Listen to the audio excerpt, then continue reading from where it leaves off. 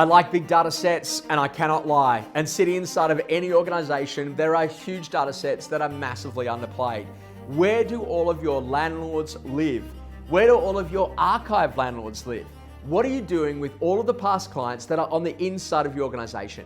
And this is the challenge inside of many businesses, is that literally we've got the politics of them sneaker pimps that actually prevents the organization from really getting to that high level of growth. Now, what I want you to think about, I'm not asking that everyone in the organization has got access to that particular data, but I want to know who's actually in charge of really multiplying those relationships.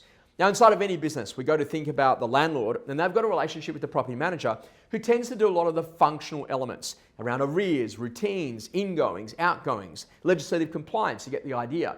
But now what I want is I want every landlord to actually have a relationship also with the BDM or the property management growth specialist. And what that person is designed to do is that they're actually there to grow the client. They're there to find that landlord who actually wants to add another investment property or already has another investment property inside their portfolio, but for some reason or not, your organization is actually not managing it. Or ultimately then to go after the principal place of residence of that landlord and to generate a ton of sales leads. We then also know that there's a whole heap of past clients, and the easiest way to make that really sing inside of every business is to say that on the first Thursday of every month, we ring every single person that's ever bought from us or sold through us in the course of that month over the history of the firm. Now, what you got to think about, the buyers who buy, those past clients are awesome because they ultimately own a property that you already know in a marketplace that you already love to serve.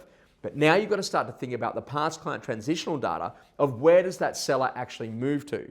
If you're in a position that one of your past clients who's actually sold through you actually goes and they buy through a competitor in a neighboring market in a slightly higher average sale price, you can now transition with that relationship into a higher average sale price and over time gain market share in that brand new marketplace. And that's what big data sets are all about. So how much data have you got sitting inside of your business that's completely unloved? And what would it take to get back in front of that data to have better quality relationships and actually move the business forward because you learn how to play with all of the existing relationships that you've already got?